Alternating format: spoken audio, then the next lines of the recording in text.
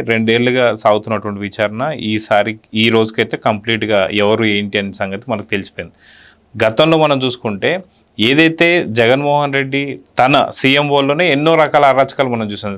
కాదంబరి జత్వానికి సంబంధించినటువంటి ఇష్యూ కావచ్చు, దాని ప్రణాళిక కావచ్చు, సీఎంఓలో జరిగాయి. అంతకుముందు అన్నీ కూడా సీఎంఓలో జరిగాయి.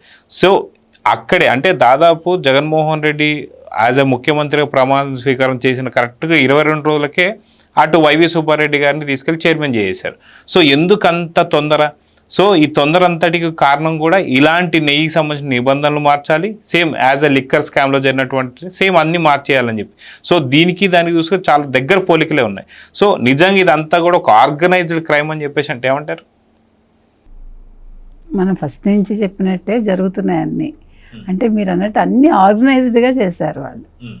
ఈ ఆర్గనైజేషన్ అంటే ఇలా ఆర్గనైజ్డ్గా ఎలా చేయాలి అనేది వాళ్ళు 2014-19 మధ్య వాళ్ళు నిర్ణయాలు తీసుకుని ఉంటారు.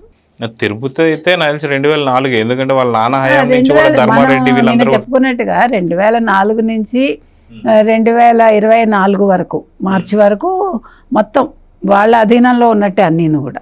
అంటే ఒక రకంగా సో తండ్రి కొంచెమే చేస్తే కొడుకు దాన్ని కంప్లీట్ చేశాడు. ఆయన కొంచెం అనుకుంటే ఈయన మొత్తం ఏమనాలి కమ్మేసి దోచేసుకున్నాడు. కాబట్టి ఇవాళ అసలు తిరుమల తిరుపతి అనే దాని మీద అంటే ఫస్ట్ దాని శాంక్టిటీ ఆ పవిత్రతను దెబ్బతీశారు. ఇప్పుడు డబ్బు తినడం ఇది ఒక ఫేజ్ అయితే అసలు ఫస్ట్ వాళ్ళు టార్గెట్ నాకు అనిపించేది ఏంటంటే బికాజ్ దే ఆర్ క్రిస్టియన్స్ కాబట్టి వాళ్ళు అంటే ఇప్పుడు మీకు ఈరోజు నెంబర్ 1 టెంపుల్, నెంబర్ 1 ఆదాయం వచ్చే టెంపుల్ ఏదైనా ఉంటే ఒకప్పుడు వాటికన్ ఉండేది, తర్వాత తిరుమల తిరుపతి అయింది. కాబట్టి వాళ్ళ ఉద్దేశం ఏంటంటే దీని పవిత్రతని దెబ్బతీయాలి, అది వాళ్ళ టార్గెట్ అని నాకు అనిపిస్తుంది ఇప్పుడు. అందుకోసం వాళ్ళు ఏం చేశారు, ఈ పవిత్రత ఎట్లా దెబ్బతీస్తారు మీరు? వాళ్ళకి ప్రసాదం చాలా ముఖ్యం. ఇప్పుడు మనకి దేవుడి దగ్గరికి వెళ్ళినప్పుడు మనం ఏ గుడికి వెళ్ళినా మనం ఎదురు చూసేది ప్రసాదం కోసం. మీరు ఇవాళ ఒక 10 గుళ్ళకి వెళ్తారండి, 10 గుళ్ళకి వెళ్ళినా కూడా మీరు వెంకటేశ్వర స్వామి గుళ్ళో మీకు ఏం దొరికితే అది తీసుకుంటారు. ముందు లడ్డు, తర్వాత ఇంకేదైనా బై ఛాన్స్ మనకి అప్పాలు దొరికితే అప్పాన్ని తీసుకోవడానికి మనం రెడీగా ఉంటాం. మన అదృష్టం కొద్దీ ఇంకేదైనా దొరుకుతుందంటే కూడా ఉచితంగా ఇచ్చినా తీసుకుంటాం, డబ్బులు ఇచ్చైనా తీసుకుంటాం. అది మన మనసుకి అంత ఆనందం అనమాట. అదేవిధంగా మీరు మళ్ళా అల్మేల్ మంగాపురం వెళ్ళినా కొంటారు, ఎక్కడికి వెళ్ళినా కూడా ఆ టెంపుల్లో ఉండే ప్రతి ప్రసాదం మనం కొనుక్కుంటాం. మీరు ఇంటికి వచ్చాక ఎంతమందికి పెట్టినా అందరూ అన్ని టెంపుల్స్వి తీసుకుంటారు, ఎవ్వరూ వద్దనరు. అందుకని వాళ్ళు చాలా టార్గెటెడ్గా చేశారు. ఇది ఒక లవ్ జిహాద్ లాగా అనుకోండి, నేనైతే అలా అనుకుంటున్నా. ఒక చాలా ఫోకస్డ్గా చేశారు వాళ్ళు. ఎంత ఫోకస్ అంటే వాళ్ళు దీన్ని కల్తీ అనేది నెయ్యే కదా మెయిన్. ఇప్పుడు మీకు ప్రసాదం తయారీలో ఫస్ట్ మెయిన్ నెయ్యి.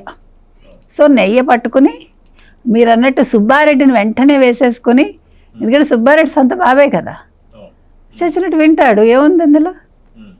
ఫస్ట్ వద్దన్నా తర్వాత వింటారు కదా. అసలు మీరు నమ్ముతారో లేదో, ఆ 5 ఏళ్ళు సుబ్బారెడ్డి ఎంత చెలాయించుకున్నారో సుబ్బారెడ్డి భార్య అంత చెలాయించుకున్నారు. మీకు తెలుసా? సరే ఆయన మామూలు చిన్న ఉద్యోగస్తుడైనా చిన్నప్పని కూడా ఈక్వల్గా చేసుకున్నాడు, వీళ్ళిద్దరితో ఈక్వల్గా. సో ఇది ఒక ఆర్గనైజ్డ్ క్రైమే, నో డౌట్ అబౌట్ ఇట్. అందుకే ఇవాళ దినేష్ కుమార్ కమిటీ ఏం చెప్పింది, మీరు ఆహ్వానితులొద్దు వీటిలో, ఈ పర్చేసింగ్ దాంట్లో నిపుణులను పెట్టమంది కదా. కరుణాకర్ రెడ్డి ఎవరు కదా? కరుణాకర్ రెడ్డి వెళ్ళి కూర్చుని అక్కడ డిసైడ్ చేయటం ఏంటి? సరుకులు కానీ నూనె కానీ నెయ్యి కానీ వాటెవర్, హూ ఈజ్ హీ? అంటే వాళ్ళ సొంత జాగీర్లాగా చేసేసుకున్నారు తిరుమల అనేది. తిరుమలలో నా మనుషులు 2000 మంది ఉన్నారు అంటేనే ఆయన కబ్జా చేశాడు. తిరుమలని కబ్జా చేసి తిరుమలలో తన మనుషులను ప్లాన్ చేసుకుని ఎక్కడికక్కడ తనకేం కావాలో అవన్నీ చేసి ఎక్కడెక్కడ అంటే వీళ్ళ భక్తుల మనోభావాలు దెబ్బతినేలాగా చేశాడు. చేశాక ఈ కమిటీ వేశాక కమిటీ వద్దన్నారు వీళ్ళందరూ. కానీ దినేష్ కుమార్ అనే ఆయన చాలా సిన్సియర్, అది మనందరికీ తెలుసు. సో మే వరకు టైం ఇచ్చారు, ఆయన మేలో వెంటనే రిపోర్ట్ ఇచ్చాడు. ఆయన ఇవాళ రిపోర్ట్ అనేది ఖచ్చితంగా తెలియజేసింది. సింఘాల్ ఎంతో ఎలాగా ఇన్వాల్వ్ అయ్యారో, సింఘాల్ లాంటి వాళ్ళు ఓపెన్ అప్ అవ్వాలి. ఏం జరిగింది అనేది చెప్తే వాళ్ళ మీద ఉండే గౌరవం తరగదు. లేకపోతే నష్టపోయేది ఆయన, వీళ్ళకేం పోయింది? ఇప్పుడు ఒక ఐఏఎస్ అనేది ఇంత కష్టపడి చదువుకొని మీరు ఏం సాధించినట్టు అల్టిమేట్గా? ఆ రోజు తిరగబడాలండి. వాళ్ళు చేయమన్నప్పుడు ఆయన తిరగబడాలి. నేను చెయ్యను, నాకు అవసరం లేదు, పోతే నా ఉద్యోగం పోతుందా, లేదు నాకు మీరు పోస్టింగ్ ఇవ్వరా, నో ప్రాబ్లం అనాలి. ఎందుకు బెండ్ అయ్యారు అనే విషయం తెలియాలి. ఎందుకంటే ఇది ఫ్యూచర్ జనరేషన్, అంటే ఫ్యూచర్ ఐఏఎస్లకు అది ఒక ట్రెండ్ సెట్టింగ్ అనాలో, లేదు వాళ్ళు ఒక నిర్ణయం తీసుకోవాల్సిన అవసరం వస్తే, ఒకవేళ ఇలాంటి ముఖ్యమంత్రులు కానీ ఇలాంటి చైర్మన్స్ కానీ వచ్చినప్పుడు హౌ టు రిజెక్ట్ అనేది తెలియాలి. ఫస్ట్ హౌ టు యాక్సెప్ట్ కాదు, హౌ టు రిజెక్ట్ అనేది చాలా అవసరం. అది నేర్చుకోకపోతే ఇప్పుడు ఐఏఎస్ శిక్షణలో కూడా అది పెట్టాలా? ఒక సబ్జెక్టుగా మీరు మీ పై ఇప్పుడు ఆఫీసర్లు వేరు, అసలు వీళ్ళని మించి ఒక ఎమ్మెల్యే ఎంపీ ఉన్నారు అంటే ఒక ముఖ్యమంత్రి, సో వాళ్ళని ఎట్లా మీరు కాదనాలి? ఆ మేనేజ్మెంట్లో ఇది ఒక కొత్త కోర్సు పెట్టాలా ఇవాళ? అంటే నో చెప్పడం కూడా రావాలండి ఏదైనా కూడా మనిషికి. అది చాలా మనకి రాదు. చాలా సందర్భాల్లో సాధారణ మనుషులమే మనం నో చెప్పం, మన మొహమాటాలకు పోతాం మనం. సో ఒక ఐఏఎస్ ఆఫీసరు ఏ క్రైసిస్లో లేదు, ఏ దానికి బెండ్ అయ్యాడు ఆయన, ఎందుకు యాక్సెప్ట్ చేయాల్సి వచ్చింది? ఇది చాలా పెద్ద విషయం. మనం అనుకుంటున్నాం ఇట్స్ ఎ స్మాల్ ఇష్యూ అని. No, it's a very big issue. ఎందుకంటే దీన్ని బేస్ చేసుకుని చాలామంది ఐఏఎస్లు, ఇప్పుడు శ్రీలక్ష్మి కేసు అంతే, ఇప్పుడు చెయ్యని తప్పులకి చాలామంది బలయ్యారు. అంటే ఇవాళ ఎందుకు ఐఏఎస్లే బలవుతున్నారు?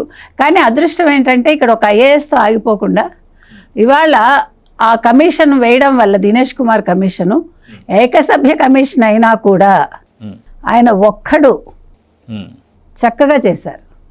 చేసి ఇవాళ సుబ్బారెడ్డి ఇన్వాల్వ్మెంట్ ఏముంది అనేది, అది ఎప్పుడైతే అది కల్తీ జరిగిందని తెలిసాక అక్కడ ఆ విషయాన్ని ఆయన పట్టించుకోలేదు. మేము చెప్పామని అధికారులు అంటున్నారు, ఆయన వదిలేశాడు, గాలికి వదిలేశాడు కదా. అది పెద్ద తప్పు కదా. తప్పు చేసిన వాడిది ఎంత తప్పో, తప్పు జరిగిందని తెలిసాక నిమిత్త మాత్రుడుగా ఉండిపోవటం, లేకపోతే నిమ్మకు నీరెత్తినట్టు ఉండడం అనేది కూడా అంతే తప్పు. అది ఇంకా పెద్ద తప్పు నన్ను అడిగితే. సో ఇవాళ ఒక భూమన కరుణాకర్ రెడ్డి కావచ్చు, లేదు ధర్మారెడ్డి, హీఈస్ ద మెయిన్ అని చెప్పారు. మెయిన్ పర్సన్ ఎవరయ్యా అంటే ఇవాళ ధర్మారెడ్డి. అసలు ధర్మారెడ్డిని ఎక్కడి నుంచో తీసుకొచ్చి ఎందుకు పెట్టారు మీరు? ధర్మారెడ్డి ఎందుకు ఒప్పుకున్నాడు? వీళ్ళందరూ ఆలోచించుకోవాలి. ఒక్కసారి ఆత్మవిమర్శ ప్రతివాడు చేసుకోవాలి. నేను దేవుడితో పెట్టుకున్నాను, మనం ప్రతిసారి చెప్తున్నాం, వెంకటేశ్వర స్వామితో పెట్టుకున్న వాడెవ్వడు కూడా మనలేడు, నో డౌట్ అబౌట్ ఇట్. ఇవాళ కాకపోతే రేపు, రేపు కాకపోతే ఎల్లుండ ఆయన వడ్డీతో సహా వసూలు చేస్తాడు. అందుకని ఇవాళ వడ్డీ కాసులు వాడనే ఆయన ఉన్నాడు కాబట్టి ఇవాళ ధర్మారెడ్డి పేరు మెయిన్గా వచ్చిందండి, కరుణాకర్ రెడ్డి పేరు వచ్చింది. సుబ్బారెడ్డి ఇన్వాల్వ్మెంట్ ఏంటి తెలిసి కూడా తెలియనట్టున్నాడు కాబట్టి అక్కడ కల్తీ జరిగిన అతను కూడా నిందితుడే. కాబట్టి ప్రతి వాళ్ళకి శిక్ష పడాలి, అందరూ జైలుకి వెళ్ళాలి.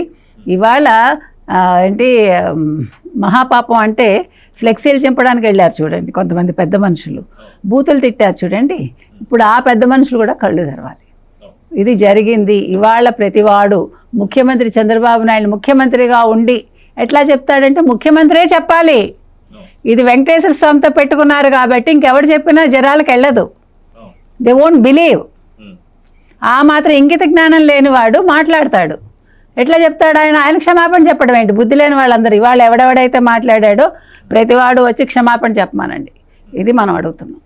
Please subscribe to Leo news for more videos.